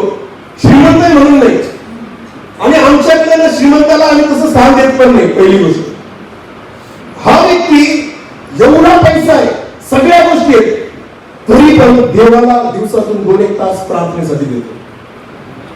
आमच्या मंडळांमध्ये कुठेही कार्यक्रम असला ना, जेवण असतात. गरिबांपासून श्रीमंतांपर्यंत वाढायचं, पत्तरवाड्या सुद्धा उचलण्याची कामं ते करतात. सगळे सारखेच आमच्या मंडळांमध्ये. श्रीमंत आहे म्हणून त्याला वेगळं स्थान आणि गरीब आहे म्हणून त्याला वेगळं स्थान असा काहीच भाग नाहीये. लक्षात घ्या. कारण देव कसं बघत नाही. सरळ बोलतो आम्ही नेहमी. आता करोडपती माणूस आहे म्हणून मन जपायचं असा आपला विषय नाही. दिलीप दादांना विचारून घ्यायचं की जर चुकले ना तर सरळ बोलतो की अशी अशी गोष्ट आहे. कारण माणसाचा उद्धार व्हायला पाहिजे. बाकी सगळं काय करायचं आपल्याला. जर माणूस आपण कौतुकच करत राहिलो त्या माणसाची चुकच त्याला कळली नाही आणि नाश झाला मग काय करणार. लक्षात घ्या. श्रीमंती याला नाही म्हणत. जेव्हा वचनाने तुम्ही श्रीमंत व्हाल, आत्मिक गोष्टीने श्रीमंत व्हाल तर त्यावेळेस परमेश्वर तुमचं कौतुक करेल. आमेन. पण आज जगाचं सगळं वेगळं आहे. आपण आपल्या भौतिक गोष्टीमुळे, भौतिक सुविधांमुळे आपण खुश आहोत आणि आपल्याला वाटतं मी आशीर्वाद देईल. याला आशीर्वाद नाही म्हणत. आत्मिक गोष्टी दाखवा मला तुमच्या जीवनामध्ये, प्रार्थना दाखवा मला तुमच्या जीवनामध्ये, वचन दाखवा मला तुमच्या जीवनामध्ये, आत्मिक समज दाखवा मला तुमच्या जीवनामध्ये, तर म्हणायचं तुम्ही श्रीमंत आहे. हालेलुया. वाचा. तुझा धीर मला माहिती आहे, तुझे काम कृत्य मला माहिती आहे. फिलदेल्फिया मंडळीला मी तुझ्यापुढे दार उघडून ठेवले आहे. प्रभू म्हणतो मी तुझ्यापुढे द्वार उघडलेले आहे. ते कोणी बंद करू शकत कोणी बंद नाही करू शकत. कारण तुला शक्ती थोडी आहे. बायबल म्हणतो फिलदेल्फिया मंडळीला तुला शक्ती कशी आहे. थोडी आहे. तरी तू माझे वचन पाळलेस. तरी तू माझे वचन पाळले. आमेन. एक गाणं आहे ना पियानो. कुछ मिले ना मिले. सुंदर गाणं आहे ना. पण आपलं कसं असतं गाणं गातो आपण. कुछ मिले या ना मिले. उपकार स्तुती मीटिंग केव्हा होतात सांगा. काही भेटलं तर ना. उपकार स्तुती मीटिंग केव्हा ठेवतो आपण. घर बांधलं का काय ठेवली. गाडी घेतल्यावर काय ठेवतो. नोकरी लागल्यावर काय ठेवतो. काहीच दिलं नाही मग. अरे बोला. मी पण मिशन मंडळीतूनच आलेलो. लक्षात घ्या. मला लहानपणापासून बघत आलो मी या गोष्टी. काहीतरी देवाने नवीन काम केलं की 100 रुपये घेऊन यायचे. त्यावेळेस सांगते मी आणि पुढे ठेवायचे. देवाने माझ्या जीवनात हे काम केलं आणि नसते केलं मग 5 रुपये दिले. पण केलंय ना मग काय करायचं. 100 रुपये ठेवायचे. आता 500 वर आले आपण. कारण आता पैसा वाढला ना. म्हणजे पहिले ना परमेश्वराला 100 दाखवायचे. आता किती दाखवतात. 500. पण काम केल्यावर बिना कामाचे दे. लक्षात. कुछ मिले या ना मिले प्रभू की क्या. तुझी शक्ती थोडी आहे. देवाचं वचन म्हणतो ना. तुला शक्ती थोडी आहे तरी तू माझे वचन पाळलेस. तरी तू माझे वचन पाळलेस. तुला काहीच नाही भेटलं, आशीर्वाद नाही तुझ्याकडे, तरी सुद्धा तू माझं वचन पाळतो. आमेन. तर विचार करा ज्यांना भेटले त्यांनी किती पाळलं पाहिजे. हालेलुया. रायगड गाव असं आहे ना. मला तुम्हा लोकांचं खरंच कौतुक पण वाटतं आणि त्याला काय म्हणतात हेवा वाटतो. मला काय वाटतं. प्रत्येक घरात नोकरी करणारे लोक होता. हेलिकॉप्टरने जर बघितलं ना सगळे बंगलेच दिसतील. बस कच्चे घर मला वाटत नाही रांगणमध्ये असतील. ह्या बळीत तरी नसतील कदाचित. हा एवढ्या प्रभूने काय केलंय. बोला काय केलंय. आशीर्वादित केलंय तुम्हाला. मग विचार कर ना. बायबल फिलदेल्फिया मंडळीला काय म्हणतं. तुझी शक्ती थोडी तरी तू काय पाळलं. वचन. तुम्ही किती पाळलं पाहिजे. कारण तुम्हाला शक्ती थोडी आहे का. अरे एसी चर्च मध्ये बसलोय आपण. तुम्हाला शक्ती थोडी आहे का. सेंट्रल एसी लावलाय माझ्यामध्ये. तुम्हाला शक्ती थोडी आहे का. अरे बोला नाही ना. तुम्हाला फार मोठी शक्ती आहे. तो विचार करा वचन किती पाळली पाहिजे. देवाला किती वेळ दिला पाहिजे. देवाच्या किती इच्छेप्रमाणे चाललं पाहिजे. लक्षात घ्या. ज्याला जास्त देतो ना त्याच्याकडून जास्त हिशोब घेतला जातो. आमेन. ज्याला 10 मोहरा दिल्या ना त्याला किती मोहरांचा हिशोब घेतला गेला. 10 मोहरांचा. तू किती कमावलं. लक्षात घ्या. तुम्हाला जर प्रभूने जास्त दिले ना तर नक्कीच परमेश्वर जास्त हिशोब घेईल. त्या मापाने देवासाठी काहीतरी करा. आमेन. देवाची वचनं पाळायसाठी पण त्याच मापाने तत्पर राहा. देवाची इच्छा नीट लक्षात घ्या. 2026 वर्ष मी रायगड मंडळीमध्ये आहे. आपण सर्वजण सोबत आहोत. देव आपल्याशी बोलतोय. तुमच्याशीच नाही, देव माझ्याशी पण बोलतोय. मग देवाची इच्छा हीच आहे. जरी शक्ती थोडी असेल जास्त असेल देवाचं वचन पाळा. आमेन. देवाच्या इच्छेप्रमाणे चालू, देवाच्या वचनाप्रमाणे जीवन जगा, कारण पृथ्वीला अंधार झाकत. मला पृथ्वीला अंधार निबिड काळात पृथ्वीला झाकत, ही परिस्थिती. पुढे वाचा. तरी तू माझे वचन पाळले, तू माझे नाव नाकारले नाही. हा? पहा, ते सैतानाच्या सभेचे असून आपल्याला यहुदी म्हणवतात, पण तसे नाही, ते खोटे बोलतात. त्यांच्यापैकी कित्येकाला मी तुझ्या स्वाधीन करीन. हा. पहा, ते येऊन तुझ्या पायात तुला नमन करते व मी तुझ्या प्रीती केली आहे हे त्यांना कळून येईल असे. वचनाची पारख करणारी जी मंडळी असती ना, देवाचं वचन म्हणतं त्याचं कौतुक परमेश्वर करतोय. हालेलुया. आजकाल खोटे संदेश जगामध्ये खूप आहेत. मी तुम्हाला खरं सांगतो, जेवढं त्या संघटनांची भीती नाही ना आपल्याला, तेवढी खोटे संदेश त्यांची भीती. तुम्हाला सांगतो, या दिवसामध्ये ना ही लोक जी विरोध करतात ती अज्ञानामुळे करतात. कशामुळे करतायत? पण मी तुम्हाला सांगतो, सगळ्यात मोठा धोका ह्या लोकांचा नाही आपल्याला, सगळ्यात मोठा धोका खोट्या संदेशाचा. जे मेंढराचं रूप घेऊन येतात, मेंढपाळाचं रूप घेऊन येतात, अंतरी काय असतात? क्रूर लागली. देवाचं वचन क्रूर लागली. काय पेरून जातील हे सांगता येत नाही. युट्यूबवर आपल्याला पाहायला मिळतं ना, इतके प्रचारक आहेत आता सध्या. लोक पण ऐकतात, सगळ्यांना ऐकतात. पण मी म्हणा, ऐका पण पारख करा. काय करा? पारख करा. नाही तर कोण काय पेरेल याची काही गॅरंटी नाही. सैतानाला सगळ्यात चांगली गोष्ट माहिती, भेसळ करा. काय करा? भेसळ करा.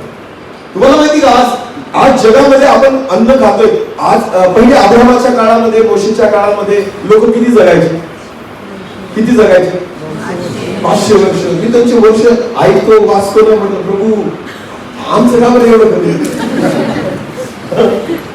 500 वर्ष, 600 वर्ष, 900 वर्ष जगतायत लोक, आणि आपण उद्याची गॅरंटी. कारण काय खातोय आपण? भेसळ. काय खातो? सगळं भेसळ चाललेलं आहे. मला सांगा, बघा किती आपण किती हुशार लोक आहेत. तुम्हाला सांगा, तुमच्यापैकी बरेच शेतकरी असतील की नाही? आहेत की नाही? तुम्ही पण भात लावत असाल, मकई असेल, गहू असेल, भाजीपाला असेल, पण खतं टाकणं सोडतात? फवारणी मारणं सोडतात का? तुम्हाला पण माहिती हे कोण खाणार आहे, तरी आपण काय करतो? त्याच्यावरच फवारण्या मारून आहे. कारण आपल्याला काय पाहिजे? काय काय मोठ्याने मोठ्याने उत्पन्न कशासाठी? मेलो तरी पण काय पाहिजे? मला मग कसं काय सांगा 500 वर्ष? मला सांग. कळतंय आपल्याला बरं का, हे केल्याने मी काय होणार आहे लवकर, तरी फवारण्या करून खतं टाकूनच नाही. आणि देवाला म्हणतो एवढ्या कामात बारतोरी आम्हाला, देव म्हणतो तू स्वतः मरून नाही. हालेलुया. बोला येशू मसीह. ते आम्ही लहान होतो, आम्हाला एक गोष्ट होती शेख चिल्लीची. कोणाची? आता आताच्या पिढीला नसेल माहिती आहे कोणाला, पण आम्हाला होती. शेख चिल्ली असा व्यक्ती होता ना, जो लाकडं तोडायला गेला. काय तोडायला गेला? आणि ज्या फांदीवर बसला होता तीच तोडत होता. समजतंय का? ज्या फांदीवर बसला होता ना तिलाच तोडत होता. मग काय झालं असेल बरं त्याचं? फांदी सोडून. मग आपण सध्या काय करतोय? तेच करतोय आपण. आपण शेख चिल्ली आहे, ज्या फांदीवर बसलो तिला तोडतोय आपण. आणि देवाला म्हणतो एवढ्या कामावर मारतो. देव म्हणतो मी नाही मारत. प्रभू काय म्हणतो? तुम्ही जगा. तुम्ही कशाला मारतात? हालेलुया. पण आपल्याला जगायची इच्छा कशाच्या नादात? मेलो तरी चालेल, पैसा पाहिजे आम्हाला. 60 वर्ष जगू पण पैसा दे. 600 नकोय आम्हाला, 600 वर्ष नकोय, 60 वर्ष जगू पण पैसा खायचा नाही. त्या पैशाच्या नादामध्ये आयुष्य आपलं कमी केलं. लक्षात. आज माणसाची ही अवस्था आहे. लक्षात. आपल्यालाच कळत नाही आपण काय करतोय, चांगलं करतोय का वाईट करतोय. ते करा जे तुमच्यासाठी गरजेचं आहे. आमेन. फिलाडेल्फिया मंडळीचं एक उदाहरण मी तुमच्यासमोर यासाठी ठेवलं की परमेश्वर तुझ्यावर उदय पावत आहे. आमेन. जर देव तुझ्यावर उदय पावेल ना, अंधार तुला ग्रासणार, निबिड अंधकार तुझ्यापर्यंत येऊ शकणार नाही. आणि काय म्हटले ते वचन आत्ताच्या वाचून ते परत वाच आणि मग पुढे जा. पहा, ती तुझ्या पायाजवळ येऊन तुला नमन करते. खोट्या संदेश त्यांना ओळखतात. लक्षात घ्या. भेसळ काय आपण पुढे होतो? भेसळ. ही भेसळ ना माणसाला लगेच नाही मारत, पण हळूहळू. मला एक सांगा, एक बॉटल जी पॉइझन माहिती आहे तुम्हाला? पॉइझनची बॉटल मी आणून तुम्हाला दिली आणि तुम्हाला म्हटलं प्या, प्याल का? पण तेच पॉइझन जर मी तुम्हाला पेढ्यामध्ये घालून दिलं तर खाल, फक्त तुम्हाला माहिती नव्हतं. मग तुम्ही तो पेढा खा, कारण तुम्हाला खायचा काय हा. मग सैतान काय करतो माहिती का, तो डायरेक्ट विष नाही देत. तो काय करतो, तुम्हाला त्याच्यात काढून देतो जे तुम्ही काय करता खाता. मग आपण काय खातो, आपण सध्या काय खातो वचन. मग त्याला जर तुम्हाला मारायचं आहे तर तो विष कशात खाल्लं, याला म्हणतात, याला काय म्हणतात, सैतान डायरेक्ट नाही मारू शकत तुम्हाला. बघा तुम्ही दुसऱ्या गोष्टी नाही ऐकणार आहेत त्याच्याकडून, डायरेक्ट विष नाही खाणार त्याच्यात. मग तो काय करतो माहिती का, वचनात भेसळ करतो, त्याच्यामध्ये पॉइझन घालवतो आणि मग खायला देतो. त्याला माहिती असे पण हे काय होणार, त्याचा उद्देश मारणं, तुम्ही गेले पाहिजे.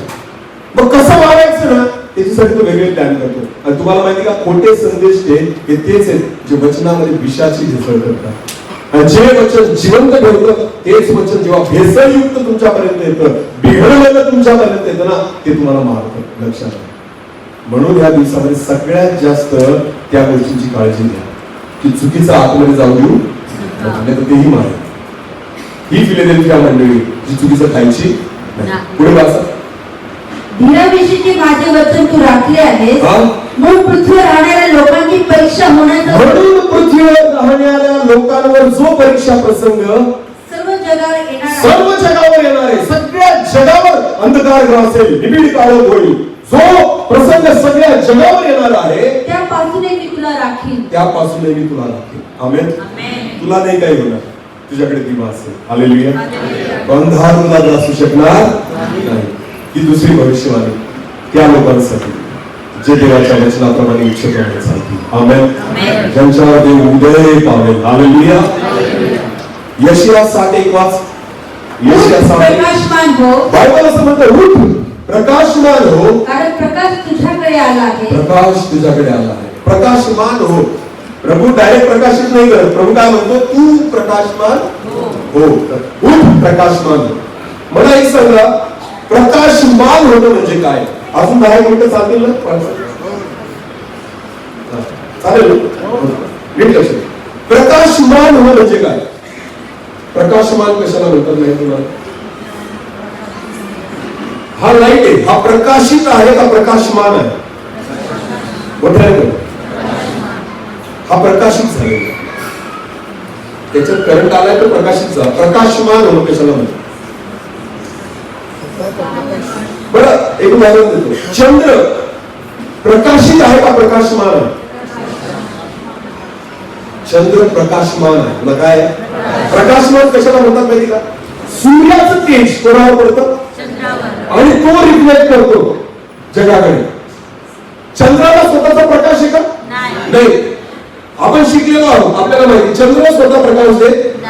सूर्याचं तेज किंवा सूर्याचा प्रकाश जेव्हा चंद्रावर पडतो आणि तो जेव्हा प्रकाशतो ना, तेव्हा आपण पाहतो तर आपल्याला चंद्र काय दिसतो, प्रकाशमान झाले. हालेलुया.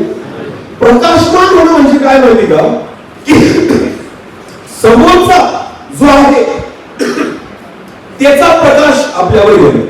समजतंय का. आणि मग जेव्हा तो प्रकाश आपल्यावर येतो ना, तेव्हा लोकांना आपण प्रकाशित झालेलो दिसतो, प्रकाशमान म्हणतो. आमेन. चंद्राला जर प्रकाशमान व्हायचंय ना, तर त्याला कोणासमोर राहावं लागतं, सूर्यासमोर. बोला कोणासमोर. तसंच जर तुम्हाला प्रकाशमान व्हायचंय ना, तर तुम्हाला कोणासमोर राहावं लागेल, देवासमोर. बोला कोणासमोर. जेव्हा तुम्ही आणि मी नित्य देवासमोर राहू, तर तुम्ही आणि मी काय होऊन जाऊ, प्रकाशमान. आमेन. उठ प्रकाशमान हो, कारण प्रकाश तुझ्याकडे आलेला. हालेलुया. जर तुम्ही देवासमोर बसणारे असाल, जर तुम्ही प्रार्थना करणारे असाल, जर तुम्ही बायबल वाचणारे असाल, जर नित्य परमेश्वराच्या उपस्थितीमध्ये बसणारे असाल ना, तुम्ही आपोआप काय होऊन जाल, प्रकाशमान. तुला काय होऊन जाल. मग अंधार तुम्हाला ग्रासू शकत नाही. अरे तुम्ही प्रकाशित झालेला, तर तुम्ही उलट दुसऱ्यांना उजेड द्याल. हालेलुया. दुसऱ्यांना काय द्याल. एक वचन वाचा, एक वचन वाचू आपण. निर्गम याचा 34वा अध्याय. निर्गम 34 आणि वचन 29 वाचवा.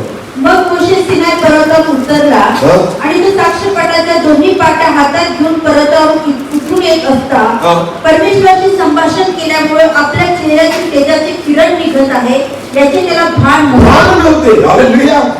मोशे सिनाई पर्वतावरून उतरतोय, हातामध्ये काय? कराराच्या पाट्या. आणि जेव्हा तो सिनाई पर्वतावरून खाली उतरतोय, बायबल मध्ये काय लिहिलंय? देवाशी संभाषण केल्यामुळे त्याच्या चेहऱ्यातून काय निघत होते? तेजाचे चेहरे. आमेन. जर मला प्रकाशमान व्हायचंय ना, तर मला कोणाशी संभाषण करणं गरजेचं आहे? फेसबुकवर चॅटिंग करणारे, इंस्टाग्रामवर चॅटिंग करणारे प्रकाशित होऊ शकत नाही. तुम्ही त्याच्यातच राहणार. लक्षात घ्या. पण जो देवाशी चॅटिंग करतो, कोणाशी? त्याचा व्हॉट्सअप ग्रुप आहे का? तो तुम्हाला फेसबुकला जॉईंट आहे का? तो तुमच्या इंस्टाग्रामला जॉईंट आहे? मग करा ना डिलीट. करा ना डिलीट. जगाशी मैत्री देवाशी काय आहे? पण आपण देवाशी मैत्री करू, पण जगाची मैत्री सोडणार? याला फ्रेंड रिक्वेस्ट पाठव, त्याला फ्रेंड रिक्वेस्ट पाठव, याला जॉईन कर, त्याला लाईक कर, त्याला फॉलो कर. चाललं ना तरुणांचं हेच. फेसबुक जर तुमच्या मोबाईल मधून डिलीट मारलं ना, तर अनेक लोक अटॅक करून मरतील. फक्तच तुम्ही त्याच्यावरच फेसबुक आणि इंस्टावर. लक्षात घ्या. बायबल स्पष्ट होतं, जगाची मैत्री देवाशी काय? मग हे काय सांगा ना, फेसबुक आणि इंस्टाग्राम काय? जगाशी मैत्री करण्याचा काय तो एकदम. म्हणून मी सांगतो ना, स्लो पॉइझन. शैतान काय करतो माहिती का? पेढ्यातच विष खाल्लं. जे तुम्ही खाल ना, जे तुम्हाला आवडतं तो म्हणतो खा, मरशील. असा पण तसा पण मरशील. लक्षात घ्या. या दिवसामध्ये तरुणांना, तरुणींना आणि बऱ्याच जणांना काय सगळेच गुंतले त्याच्यामध्ये, फेसबुक आणि इंस्टावर. लक्षात घ्या. जगाशी मैत्री देवाशी मैत्री. आज तुम्ही तेच करताय. तुम्हाला माहिती का? चॅटिंग करायची ना, देवाशी करा. संभाषण करायचं देवा, फॉलो करायचं तर त्याला करा. हे सुद्धा. आमेन. लाईक करायचं तर तेव्हाच करा. कधी कधी दाविदाला लाईक करा, कधी मोशेला लाईक करा, कधी योसेफाला लाईक करा, कधी एलियाला लाईक करा. कशाला जगातल्या लोकांना लाईक करता? फॉलो करायचं ना, येशूला फॉलो करा, पौलाला फॉलो करा, एलियाला फॉलो करा, मोशेला फॉलो करा. याला फॉलो कर, त्याला फॉलो कर. ज्याला कपडे घालायची अक्कल नसते त्याला फॉलो करतायत तुम्ही. ज्याला केस विंचरायची अक्कल नसते त्याला तुम्ही फॉलो करताय. ज्याला स्वतःच्या जीवनाचं भाग नसतं त्याला तुम्ही फॉलो करताय. ज्याला स्वतःला माहिती नाही कुठे चाललोय त्याला तुम्ही फॉलो करताय. जो स्वतः नाशाच्या भाग आलाय त्याला तुम्ही फॉलो करताय. तुम्ही कुठे जाऊ? काय बोला ना. मी नेहमी एक विचार करतो, नीट लक्ष द्या. कोणीतरी असेल इथं म्हणून आज ते बोलतो. पिक्चर किती तासाचा असतो? तरुणांनी सांगा मला. 2.5 ते 3 ना? ओके. सलमान खान, शाहरुख खान, अजून काय जे असतील ते जे सध्या तुमचे फेमस आहे, ओळखतात नाही ना? समजा शाहरुखचे 10 पिक्चर पाहिले, बरं किती पिक्चर पाहिले? किती तास दिले? किती? 10 तरी तुम्ही जास्तच पाहिले असतील, पण आपण 10 दिले तरी किती तास झाले? 30. मी तुम्हाला मुंबईला पत्ता देतो. त्याचं घर आहे समुद्राच्या किनाऱ्यावर. पत्ता देतो, तिथे जा आणि त्याच्या चौकीदाराला म्हणा, मी शाहरुख खानला 30 तास दिले. किती तास? मला आत्ताच भेटायचं. काय? मला आत्ताच भेटायचं. जाऊन लागतो, लात मारून काढेल. किती तास दिले? मी तुम्हाला सांगू, देवाला फक्त 3 तास दे. तो तुम्हाला नावानिशी पत्त्यानिशी ओळखतो. समजते का? कशाविषयी? नावाविषयी आणि पत्त्याविषयी ओळखतो. बायबल काय म्हणतो माहिती का? मी तुझ्या डोक्यावरचा केस सुद्धा काय केलाय? प्रत्येकाचे नाव मोजते. जे त्याच्या चरणी बसतात ना, गुडघे टेकून, मान झुकून, मग देव काय करतो माहिती का? त्याच्या डोक्याचे तेवढ्या वेळात मोजून घेतो. जे कधी देवासमोर डोकं झुकवत नाही त्याचे कसं मोजायला रिकाम आहे का? अरे बोला ना. ज्यांना कधी प्रार्थना करणंच माहिती नाही, देवासमोर नतमस्तक होणंच माहिती नाही, परमेश्वर अशांची कसं कशाला मोजेल? लक्षात घ्या. जे पिक्चरला, सिरियलला, त्या हिरो हिरोईन्सला, वेब सिरीजला जे वेळ देत आहेत, मला सांगा तुम्हाला देवाची गरजच काय? तुम्हाला देवाची गरज काय? काय देव तुम्हाला ओळखू शकेल का? नाही ओळखणार परमेश्वर. मोशे देवाशी संभाषण केल्यामुळे त्याच्या चेहऱ्यातून देवाचं तेज बाहेर पडत होतं. आमेन. तुम्हाला मी सांगतो, आज तुम्ही देवाशी संभाषण करणं सुरू करा, प्रार्थना करणं सुरू करा, बायबल वाचणं सुरू करा, देवाच्या पाहणं सुरू करा, तुमच्या चेहऱ्यातून तेजाची काय बाहेर पडतील? प्रकाशमान हो. आमेन. कारण प्रकाश तुझ्याकडे आलेला आहे. हालेलुया. अरे मी पण तुमच्यासारखाच होतो ना. मी 3 वर्ष मिशन मधूनच आलेलो आहे. लक्षात घ्या, मी फार वाईट जीवन जगलोय. सगळ्या घात सवयी मला होत्या, चुकीचे व्यसन मला होते, चुकीच्या संगतीमध्ये मी होतो. पण तुम्हाला माहिती का होतो? ज्यांच्या सोबत मी राहील त्यांच्यासारखा होईल ना. पण ज्यावेळेस जिवंत देवाची ओळख माझ्या जीवनामध्ये झाली ना, मी जेव्हापासून देवासोबत राहायला लागलो, ओळखच बदलून टाकली देवाने. काय बदलून टाकली? ओळख बदलून टाकली. मी खूप चांगला आहे, मी खूप धार्मिक आहे, मी खूप ज्ञानी आहे, मी बायबल रीडिंग पण नाही केलेलं आहे, मला काहीच माहिती नव्हतं. पण त्या देवाने या दगडाला जर भाषा बोलली, काय तू तुमचा उपयोग नाही करू शकत का? एकच गोष्ट आहे, प्रकाशित आपण स्वतः नाही होऊ शकत. आपण जोपर्यंत देवाला वेळ देणार नाही ना, प्रकाशमान होऊ शकत नाही. मोशेने देवाशी संभाषण केलं म्हणून तेजाची किरण बाहेर पडत होती. आमेन. परत वाचते वचन, आता नीट लक्ष द्या. मग मोशे सिनाई पर्वतावर उतरला आणि तो साक्षीपटाच्या दोन्ही पाटा हातात घेऊन परत उठून येत असताना परमेश्वराशी संभाषण केल्यामुळे आपल्या चेहऱ्यातून तेजाची किरण निघत आहे. आता बायबल असं म्हणतं, मोशे जेव्हा सिनाई पर्वतावरून येतोय, देवाशी संभाषण केलं, आणि दुसरी गोष्ट हातामध्ये काय? म्हणजे कसल्या पाट्या? साक्षीपट किंवा कराराच्या. तुला कसल्या? म्हणजे त्याच्यावर काय केलेली होती? वचन. तुला काय? 10 आज्ञा. हालेलुया. वचन कुठे आहे? मोशेच्या हातामध्ये. आणि कोणाशी संभाषण करतोय? म्हणून चेहऱ्यातून काय निघतंय? 2 गोष्टी. जेव्हा तुमच्या सोबत देवाचं वचन असेल आणि तुम्ही देवासोबत बसत असाल, तर तुमच्या चेहऱ्यातून तेज निघाल्याशिवाय राहणार, प्रकाशित झाल्याशिवाय राहणार. या 2 गोष्टी पाहिजे. आमेन. नुसत्या प्रार्थना नाही, सोबत काय पाहिजे? वचन. मला सोबत काय पाहिजे? हे गोष्टीकडे होतं. आणि जेव्हा तो सिनाई पर्वतावरून खाली उतरतोय ना, तर बायबल असं म्हणतं त्याच्या चेहऱ्यातून तेजाची किरण काय होत होती? बाहेर पडत होती. एक वचन वाचा लास्ट, आणि मग आपण बंद करू. निर्गम याचं 34वा अध्याय वचन 30 वाच. मोशेच्या चेहऱ्यातून तेजाची किरण निघत आहे असे अहरोन आणि सर्व इस्रायल लोकांनी पाहिले. मोशेला भान नाहीये, पण बायबल असं म्हणतं अहरोन आणि इस्रायल लोकांनी जेव्हा पाहिलं तेव्हा ते त्याच्याजवळ जायला भ्यायले. हालेलुया. स्वतः मोशेला नाही माहिती चेहऱ्यातून तेजाची किरण निघते, पण कोण बघतंय? अहरोन आणि इस्रायल लोकांना दिसतंय की मोशेचा चेहरा प्रकाशित झाला. आमेन. आपल्याला नाही कळणार, लोकांना दिसायला लागेल देवाचं तेज. हालेलुया. म्हणून ती भविष्यवाणी केलेली देवाने. परत आता यशाया 60 आणि 2 वचन वाच. पहा अंधकार पृथ्वीला झाकत. पहा अंधकार पृथ्वीला झाकत आहे जगासाठी. निबिड काळोख राष्ट्रांना झाकत आहे. झाकत आहे, हे पण जगासाठी. पण तुझ्यावर परमेश्वर उदय पण पावत. तुझ्यासाठी ही भविष्यवाणी, तुझ्यावर देवाचं तेज उदय पावत आहे. त्याचे तेज तुझ्यावर दिसत आहे. त्याचे तेज तुझ्यावर दिसत आहे. आणि पुढे राष्ट्र तुझ्या प्रकाशाकडे येतील. मग तुला कुठंच नाही जावं लागणार, राष्ट्रे तुझ्या प्रकाशाकडे येतील. आमेन. कारण सगळ्या काळोखात त्यांना प्रकाश फक्त कोणाकडे दिसतोय? तुझ्याकडे. हालेलुया. अंधारामध्ये सगळ्यात चांगलं जर काही दिसू शकतं तरी काय आहे? हालेलुया. कितीही निबिड काळोख असू द्या, एक दिवा लावा तरी त्या अंधारामध्ये तो चमकून दिसेल. हालेलुया. बायबल म्हणतं राष्ट्रे तुझ्या प्रकाशाकडे येतील. आमेन. आपल्याला कुठेच नाही जावं लागेल, राष्ट्रे तुमच्याकडे येतील. स्वतःच प्रमोशन करावं नाही लागणार, लोक तुम्हाला शोधतील. हालेलुया. मी तुम्हाला ज्या व्यक्तीचं उदाहरण दिलं नाही का, फ्रान्सच्या त्या पॅरिसच्या त्या ब्रदरचं, त्याचा मला मागील दिवसामध्ये मेसेज होता की सर मला तुमच्याशी बोलायचं.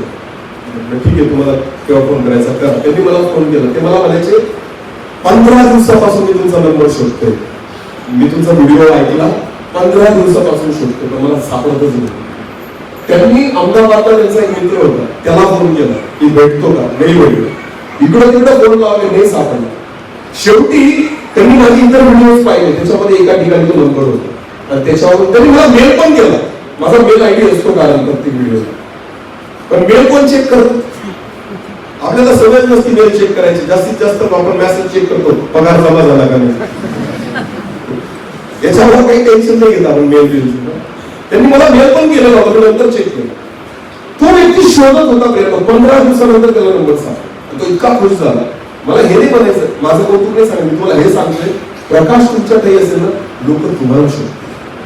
आपल्याला प्रमोट करावं नाही लागत स्वतःला की मी असं आहे, माझा हा नंबर आहे, मला फोन करा, मला कॉल करा, काही गरज नाही. प्रकाश जर तुमच्यामध्ये असेल ना, त्या प्रकाशाची गरज अंधाराला आहे. हालेलुया. राष्ट्र तुझ्या प्रकाशाकडे येतील देवाचं वचन. आमेन. फक्त देवाची इच्छा आहे की आपण त्याच्या सोबत बसावं. आमेन. तेच घेणं त्याचं काम आहे. आपल्याकडे कुठं प्रकाश आहे, त्याचा प्रकाश आपल्याला घ्यावा लागेल तर आपण प्रकाशित होऊ. आमेन. त्याच्या सोबत बसण्याचा विचार करा. आणि मी तुम्हाला सांगतोय, येणाऱ्या दिवसाच्या दोन भविष्यवाण्या पूर्ण होतील. आमेन. या वर्षी होतील का नाही मला नाही माहिती, पण येणाऱ्या दिवसात होतील हे मला विश्वास आहे. अंधार असेल, निबिड गावात पृथ्वीला पूर्णपणे झाकून टाकेल, पण जर तुम्ही देवाच्या उपस्थितीत बसणार असाल तर देवाचं तेज तुझ्यावर उदय पावेल. आमेन. तू स्वतः प्रकाशशील आणि राष्ट्र तुझ्या प्रकाशाकडे येतील. या पण गोष्टी आपल्या जीवनामध्ये पूर्ण होताना आपण बघू. आमेन. हालेलुया. म्हणून प्रभू म्हणतो, घाबरून जायचं, धीर सोडायचा, कारण आपल्यासाठी एक खूप मोठी आशा देवाने देऊ शकतो. आमेन. नीट लक्ष द्या. प्रियांनो, आज देवाची इच्छा हीच आहे, पहिली नाही तर दुसरी भविष्यवाणीमध्ये आपण असावं.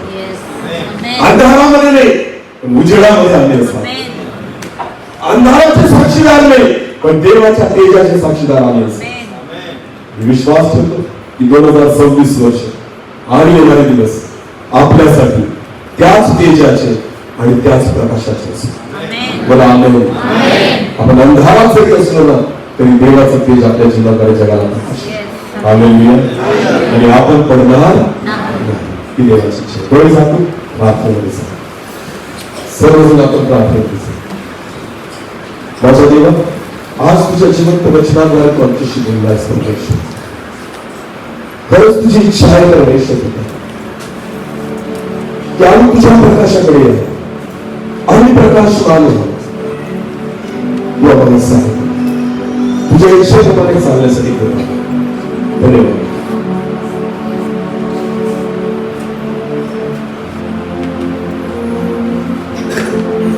Thank you, Jesus.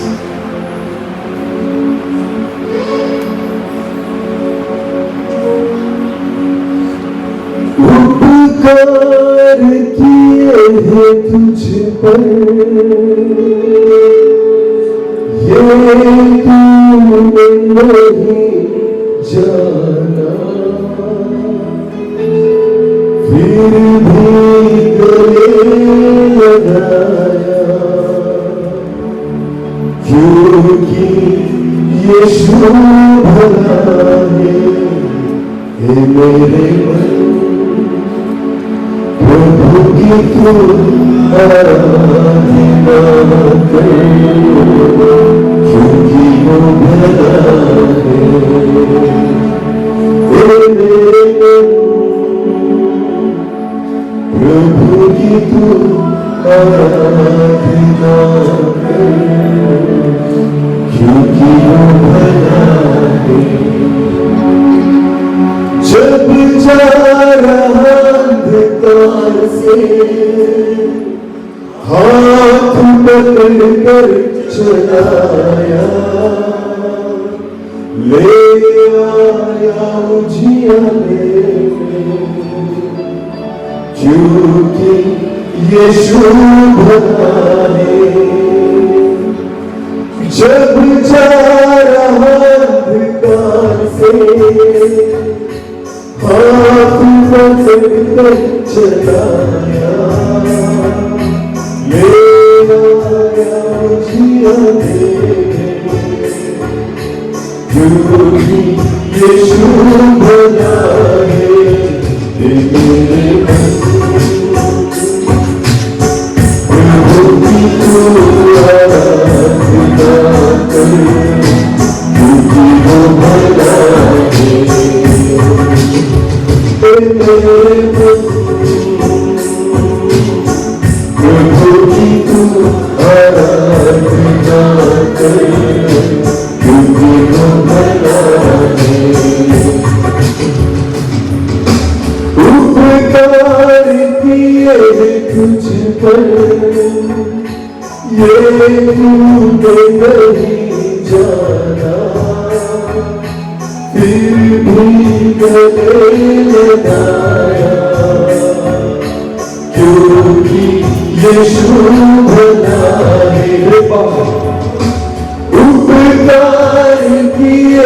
तुझको